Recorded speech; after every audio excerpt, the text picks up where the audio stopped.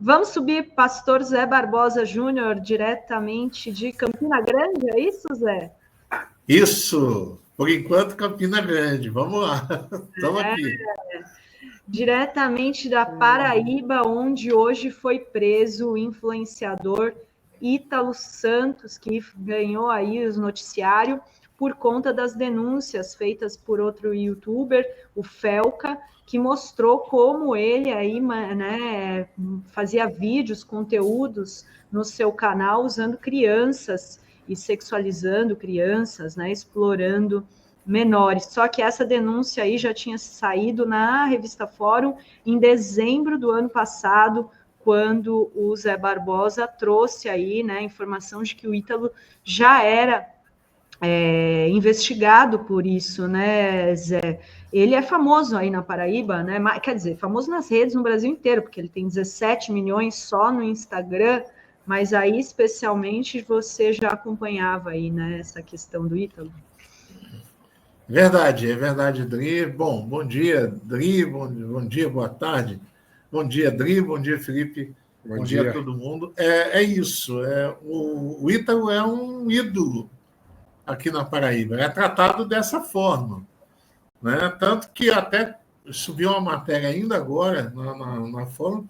Em setembro, ele recebeu uma moção de aplauso na Assembleia Legislativa da Paraíba, né? Então, assim, ele era tido como um cara que só fazia coisas boas. E detalhe, é bom salientar, o conteúdo já era aquele, tá? Ele não mudou o conteúdo, não. Ele recebeu uma moção de aplauso da Assembleia Legislativa da Paraíba tendo aquele conteúdo. Então, isso mostra o poder que ele tinha dentro da política paraibana, né? Há denúncias de abuso eleitoral usando o Ítalo e tendo o Ítalo como garoto propaganda de algumas campanhas aqui no interior da Paraíba, e ele tinha esse poderio, né, financeiro por conta de tudo que acontecia aqui, né? Por exemplo, ele tinha a pastora do Pix, que é daqui da Paraíba também, né? Chegou a receber do Ítalo um carro de R$ 200 mil e uma igreja de presente. Ele deu uma igreja de presente. Depois pediu de volta, deu um rolo danado, teve uma treta aí entre eles. Mas isso tudo aconteceu. Então, assim, os presentes que ele tinha, né, no casamento dele com um outro rapaz que também era influencer aqui, o presente foi um iPhone 15 para cada um, para cada convidado.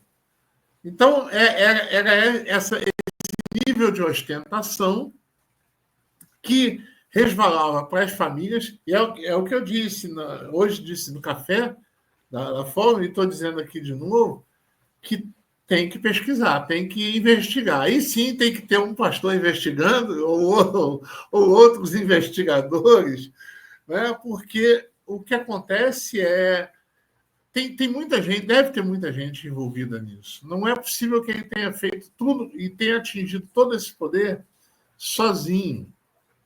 As denúncias já vêm desde de novembro do ano passado. A gente fez uma matéria em dezembro. O Ministério Público começou a denúncia em novembro, mas estava travado lá. Por que estava travado? Né? Por que o Ítalo, por exemplo, soube? Porque com certeza vazou para ele fugir a tempo e levar todo o material que ele tinha. Né? Como é que ele foge de repente? Como é que ele sai de repente ileso disso tudo? Né? Hoje foi preso em São Paulo, mas como quase que fugindo. Então a gente percebe que tem muita coisa por trás disso. Ele é aplaudido na Assembleia Legislativa, ele faz campanha para diversas pessoas, promete cargos em prefeituras do interior.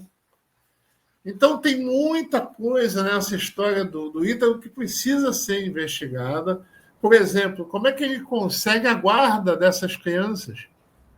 Porque o processo era muito louco. Ele tinha uma questão de conseguir a emancipação e a guarda.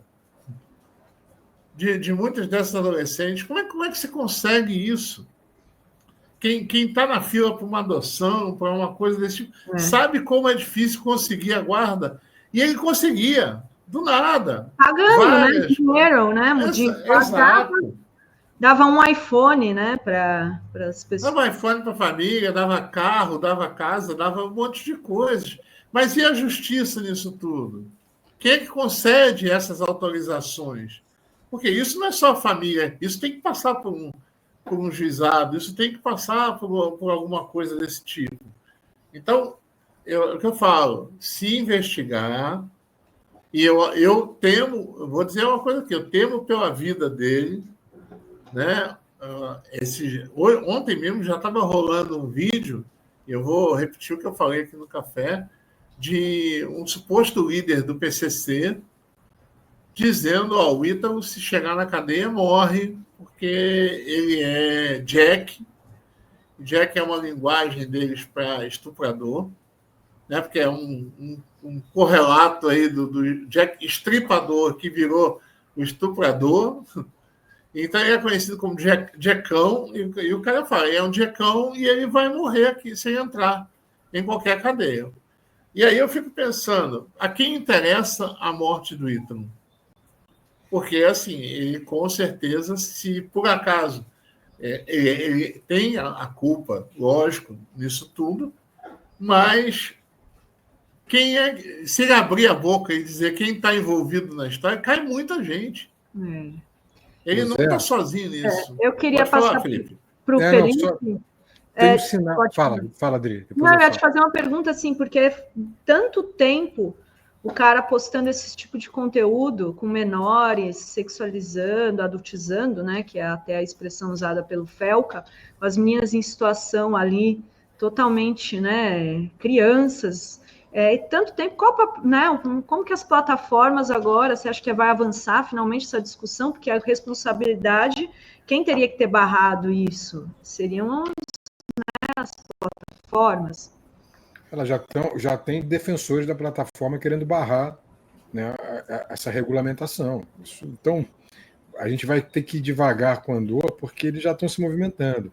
Mas eu queria fazer a observação para o Zé, para ficar de olho, viu, Zé? Eu concordo contigo, a gente tem que ver relações políticas nisso. E aí, sabe como é que a gente vai ter um sinal dessas relações políticas? Quando o advogado for escolhido. Repare, eu vou fazer um paralelo com o dono da Ultrafarma. O advogado dele foi escolhido ontem, sabe quem é? O mesmo advogado do Bolsonaro. Vou repetir, o advogado do dono da Ultrafarma, preso por um desvio de 1 bilhão de ICMS, tem como advogado o advogado de Bolsonaro. Qual é o motivo? Por quê? A quem ele beneficiou? Dentro do governo de São Paulo, quem tem o esquema dele? Quem é o governador de São Paulo? Quais são suas ligações políticas? Vamos pensar. A mesma coisa a gente vai ter que fazer aí em Campina Grande. Quais são as ligações? Que devem vir para São Paulo, essas ligações. Não à toa ele foi preso em São Paulo. Não à toa. Então, eu quero chamar muita atenção disso, Zé. Vamos observar quem vai ser a defesa constituída dele, porque dinheiro para pagar a defesa ele tem. Com certeza. Então, isso tem que ficar. E sobre a pergunta da Dri, Dri, nem quando o todo-poderoso Arthur Lira tentou votar o então PL das fake news, que nada mais era do que a regulamentação, conseguiu, porque as Big Techs fizeram pressão. E aí eu volto a falar no conceito de inversão cognitiva. Agora há uma inversão cognitiva para se conseguir votar, porque não é mais o PL das fake news. Agora é um projeto de lei contra abusadores de crianças. E aí toda a sociedade tem que se unir sobre isso. Mas os bolsonaristas já começam a colocar...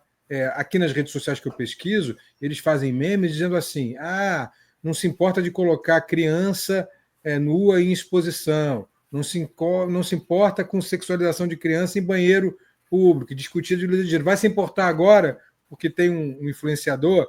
É esse o nível de produção de meme que eles fazem aqui nas redes para tentar barrar uma regulamentação das redes. É isso. Eles tentam fazer a inversão cognitiva.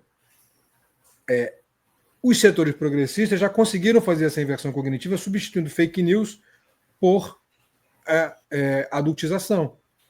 Perfeito. A gente tem aqui E é isso mesmo, é disso mesmo que se trata, uma questão semântica que tem que ser respeitada, porque é a linguagem das redes sociais que funciona. No entanto, eles já estão tentando fazer a inversão novamente. Olhem as redes sociais e vejam os memes que estão sendo produzidos. Por que será? Pelo mesmo motivo que eu disse aqui ao Zé Barbosa, porque tem ligação política.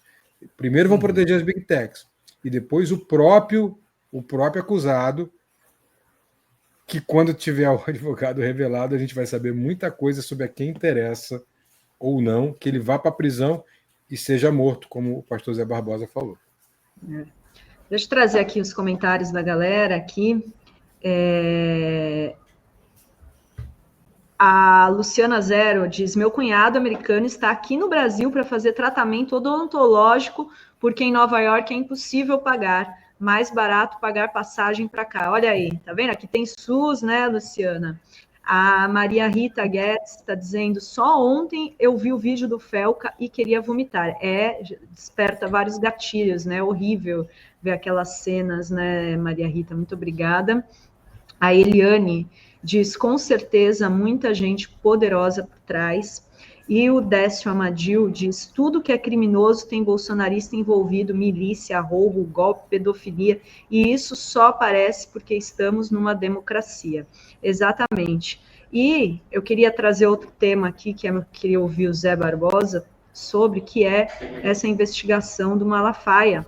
Ele agora, né, deu um chilique hoje, quando ele ficou sabendo que ele entrou aí no inquérito que investiga o Eduardo Bolsonaro e também o Paulo Figueiredo, que o professor Felipe conhece bem, né?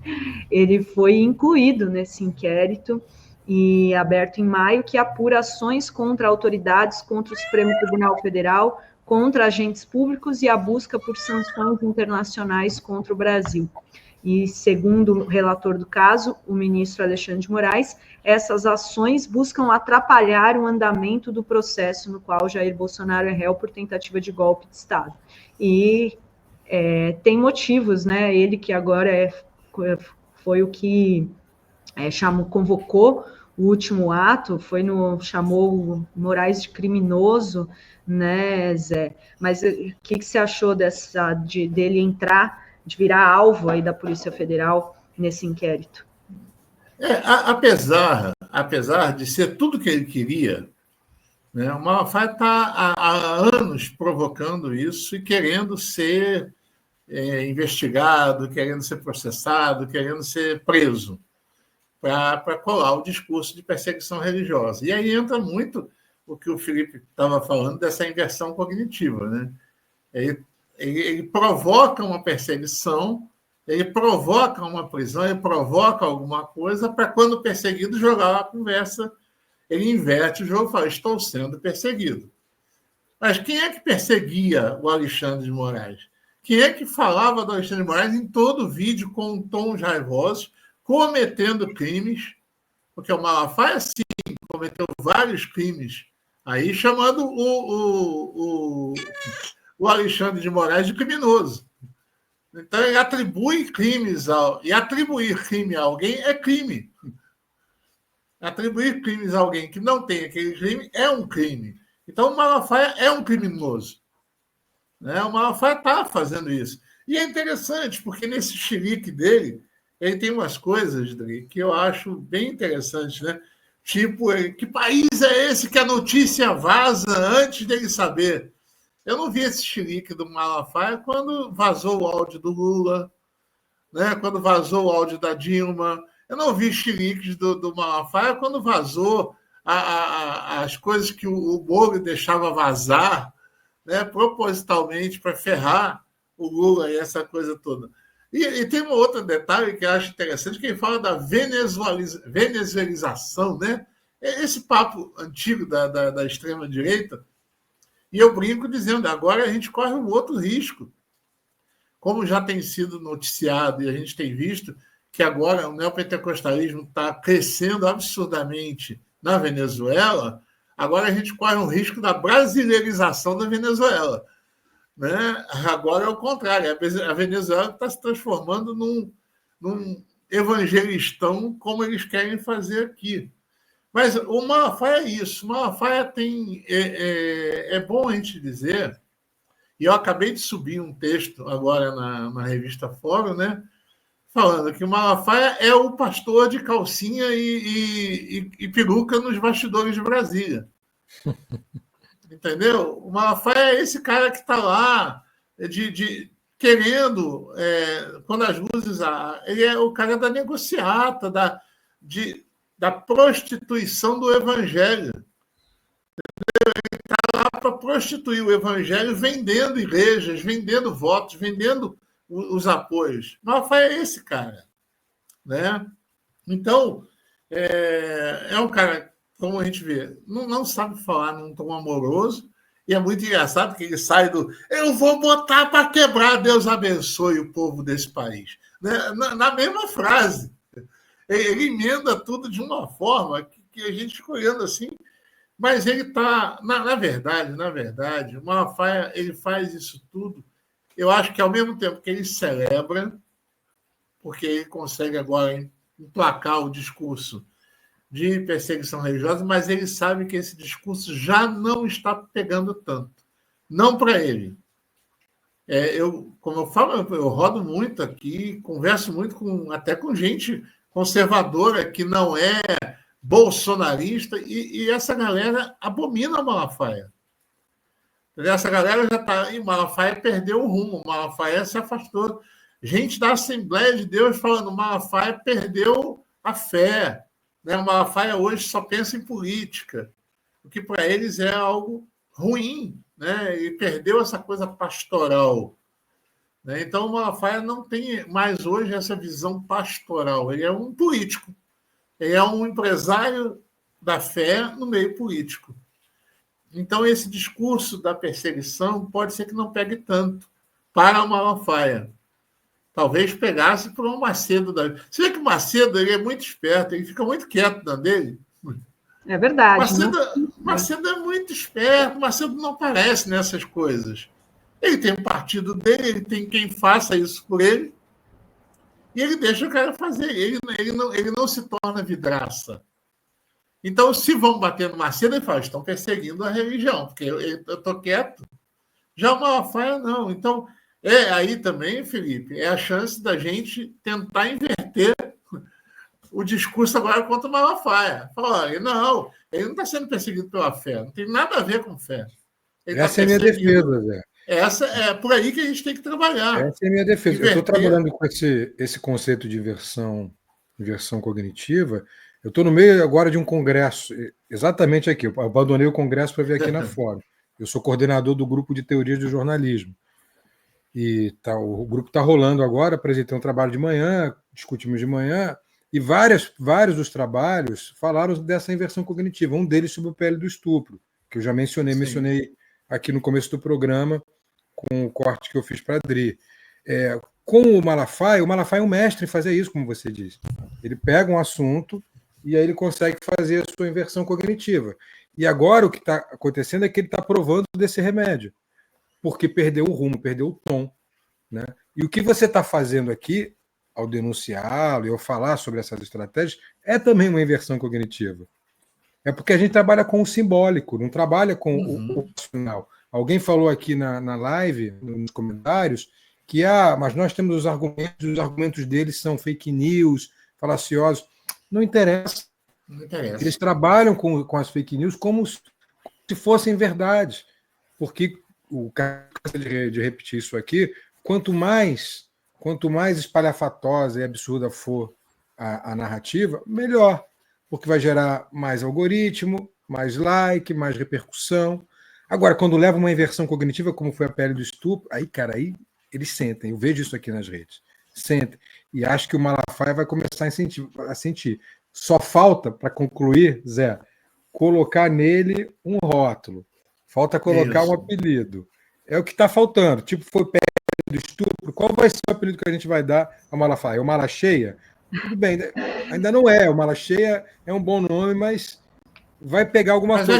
Vai chegar. Vai chegar, como pegou o Magno Malte. Magno Malte é ótimo. Magno Malte pegou. Então é isso. Essa é a estratégia linguística. É como o jogo é jogado no imaginário. Os mundos imaginais são diferentes dos mundos racionais. Temos que fazer uma crítica da razão progressista e tentar ingressar no mundo do imaginário. E aí, só para concluir mesmo, Adri, eu acho a religião um tema importantíssimo. Tem um livro do James Hillman sobre isso, né, sobre o imaginal, e ele fala muito. O livro se chama, não é um livro de autoajuda, viu, gente? Mas o livro é de um grande intelectual pós-junguiano, chama-se O Pensamento do Coração. Que nome! Esqueçam o nome e prestem atenção no conteúdo. E ele vai falar sobre religião, vai dizer como o pensamento religioso deve se voltar para o imaginário e fazer uma construção cognitiva do coletivo e do psíquico também. Ele é um psicanalista, um psicólogo analítico pós-junguiano. Eu acho que é por aí mesmo. É por aí. Lendo James Hillman, eu estou aprendendo muito sobre religião. E ele é um sujeito que estudava religião fundamentalmente para fazer psicologia. Por isso que eu estou aqui citando, Zé. E, Felipe, e é uma coisa interessante, porque é exatamente isso. A religião, ela trabalha no campo do imaginário. Ela trabalha totalmente no campo do imaginário. Eu lembro da famosa frase acho que é de Santo Agostinho, ou agora não lembro, acho que é creio porque é absurdo. Santo Agostinho. Né? Creio porque é absurdo. Ou seja, é exatamente isso. É o imaginário que faz parte. Então, não há explicação lógica.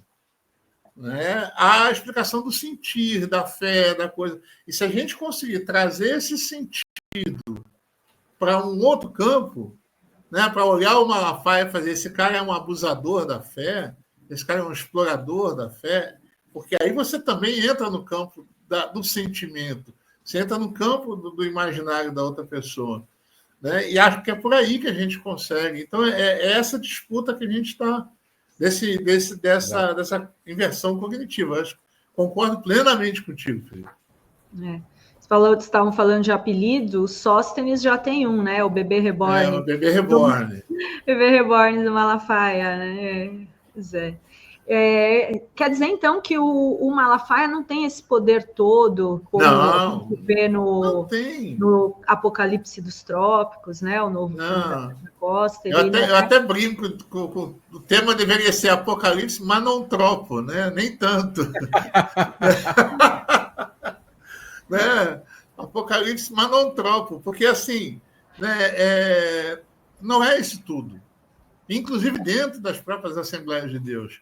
É porque assim, as pessoas não têm noção de como é a disputa interna evangélica no Brasil. E ela é, às vezes, pesada, tá? Com gente matando gente. Tá? O negócio não é tão limpo assim quanto se pensa. Então, quando se fala do Malafaia, é lógico, ele tem um poder, ele tem um grupo de seguidores? Tem. Mas não é esse poder todo que ele diz ter e que muita gente pensa que ele tem. Pelo contrário, por exemplo, o Macedo é um inimigo do Malafaia. Eles vão se encontrar em alguns lugares? Vão. Mas eles, nos bastidores, eles se matam. Porque eles estão disputando o mesmo público e o mesmo dinheiro. E o mesmo poder. Então, eles são inimigos. Parte da Assembleia de Deus, tanto que o Malafaia criou a Assembleia de Deus dele. O Malafaia tem uma Assembleia de Deus dele, a Assembleia de Deus Vitória em Cristo, que é uma denominação, é uma outra coisa, não é uma igreja. Ele tem uma rede, que não é a Assembleia de Deus, por exemplo, do Ministério Belém, não é a Assembleia de Deus Ministério Madureira, não é a Assembleia de Deus Ministério Penha. São outras, são várias Assembleias de Deus. E o Malafaia não representa nem todas elas.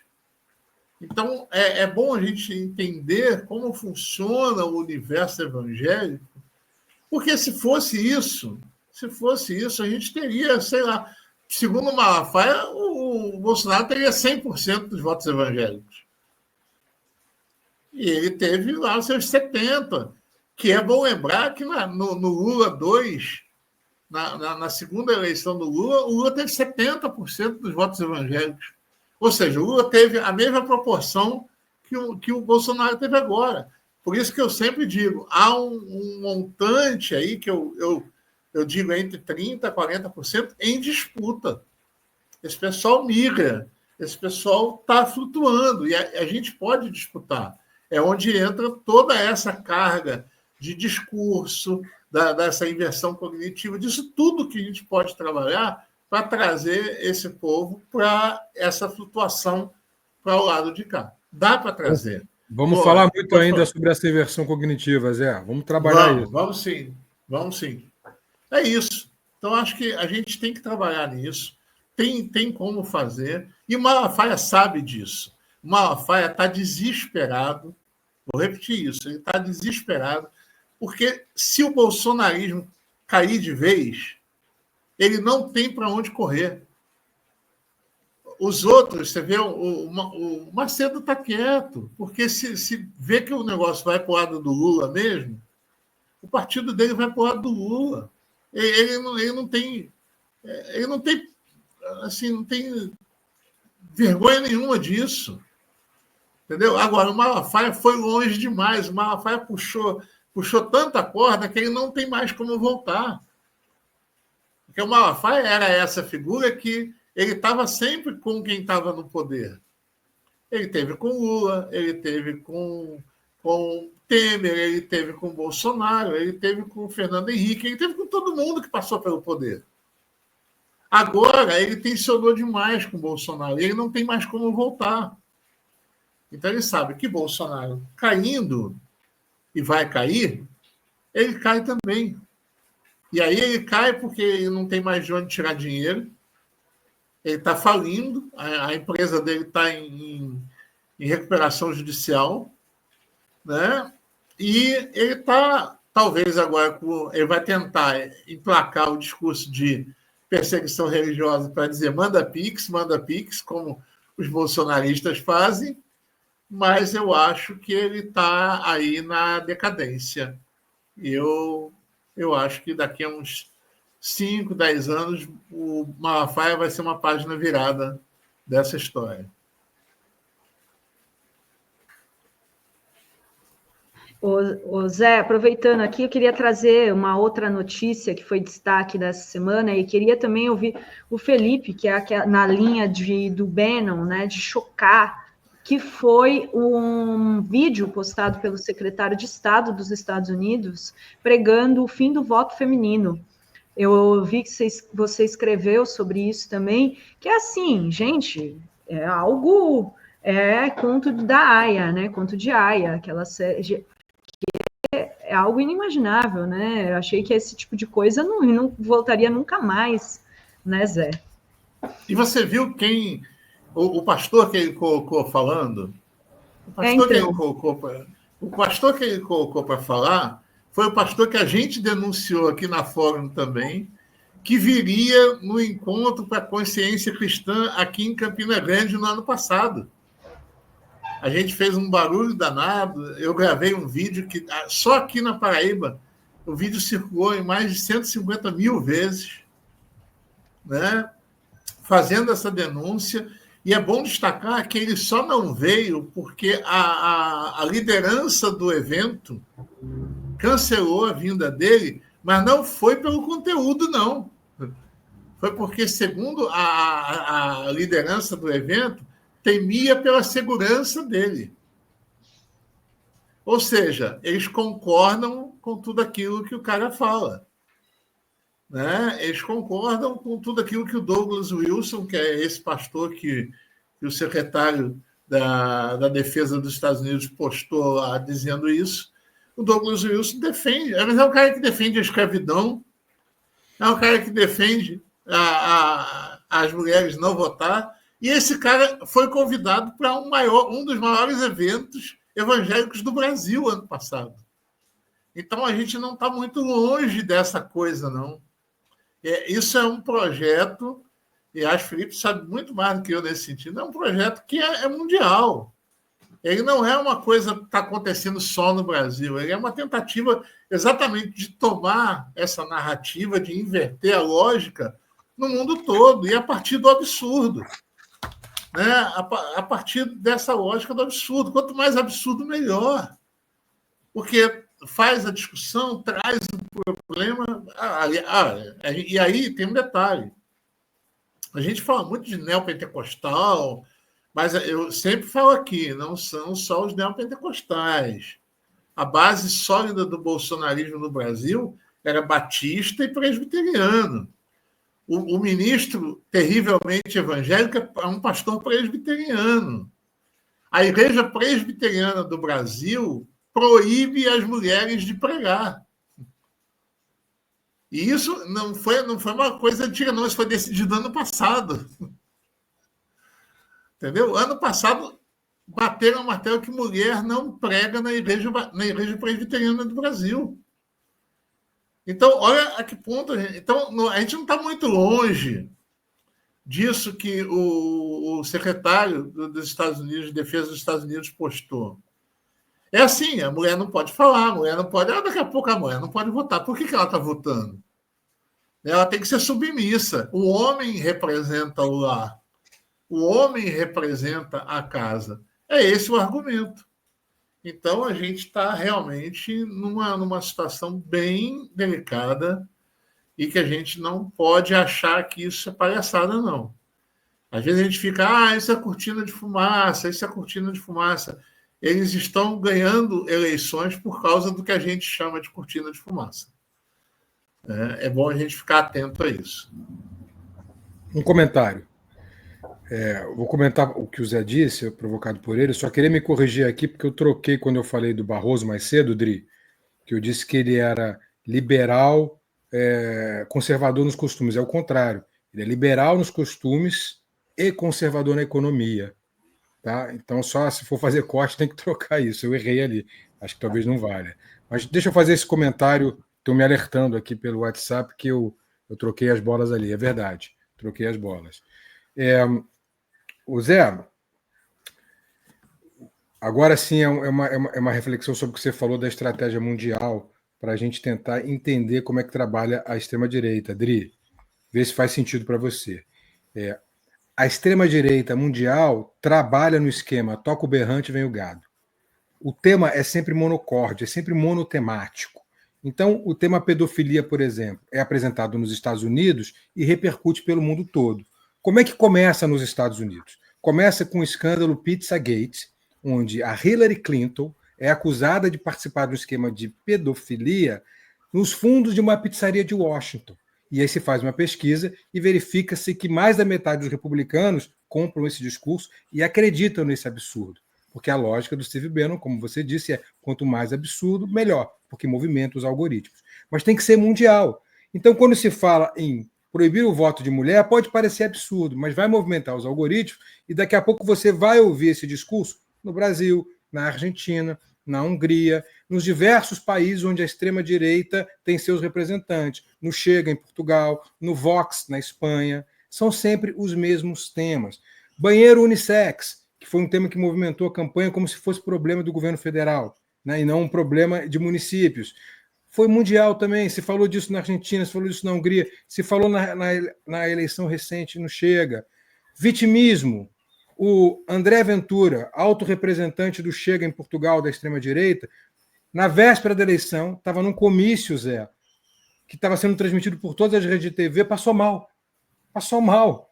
E aí as televisões acompanharam a ambulância que o acolheu, porque começou a ter problema aqui na área do coração, até o hospital. Aí, no final do dia da eleição, revelou-se que ele estava com gases, que ele não tinha nenhum problema cardíaco. Mas até ali já tinha o vitimismo todo sido acompanhado por todo o país, e o Chega chegou a ter tantos votos quanto o Partido Socialista em Portugal. Hoje é a segunda força política do país. E só não aprovou a lei contra a imigração porque o presidente da República, Marcelo Rebelo de Sousa, mandou para o Tribunal Constitucional, que considerou a lei inconstitucional. É isso, Zé. A extrema-direita trabalha de forma mundial no esquema. Toca o berrante, o gado segue. E é o mundo todo, você tem razão. Isso aí pode acreditar. Isso que você ouviu, vai ouvir já por aqui e por esses tristes trópicos que a gente mostra. Exatamente.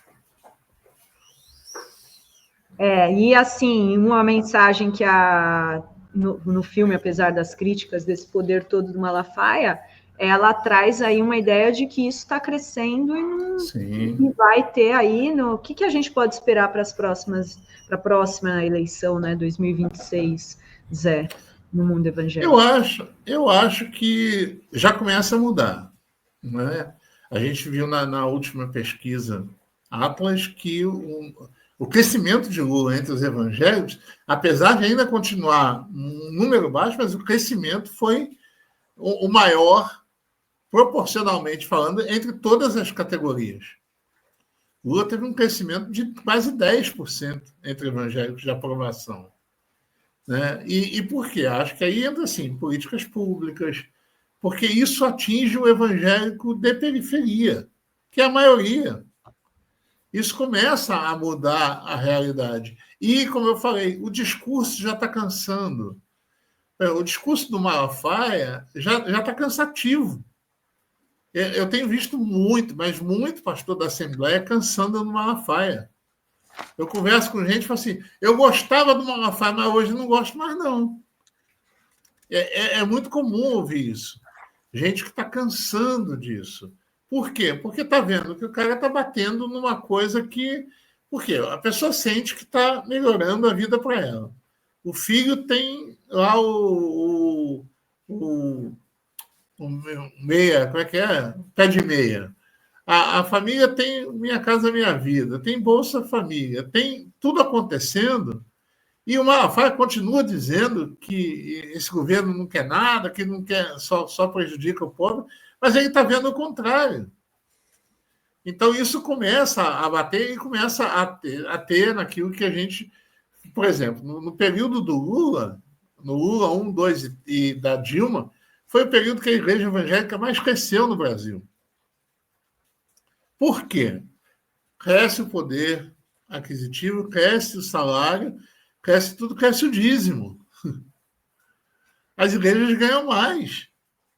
E as igrejas de periferia, principalmente, porque essas mega igrejas, o esquema ali nem é de dízimo, o esquema ali é de lavagem de dinheiro. Então é outra coisa que a gente está falando.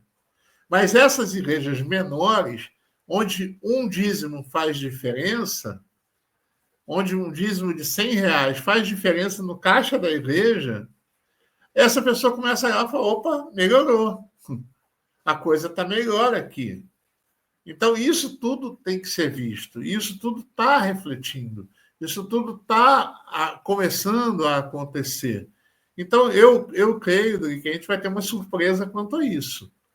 Tá? Acho que a tendência é que Lula continue crescendo. Não vou arriscar aqui que ele vai ter maioria, mas que a coisa vai ser muito menos gritante do que foi na eleição passada. Aí é que está, o bolsonarismo sabe disso. Eles acompanham tudo isso. Eles estão desesperados. Onde é que eles estão atuando pesado? No meio evangélico, porque estão perdendo. Aqui no Nordeste, o bolsonarismo está jogando pesado aqui. Né? E eles estão revoltados porque o Bolsonaro agora não pode mais ficar rodando, né? Está em prisão domiciliar, mas estão mandando a Michelle. A Michelle teve semana retrasada aqui em Campina Grande. Né? E lotou. E com o mesmo papo de sempre. Socialista, mas tem iPhone. É esse nível. A argumentação é essa. Entendeu? Então, esse é o berrante. Essa é uma das frases de berrante.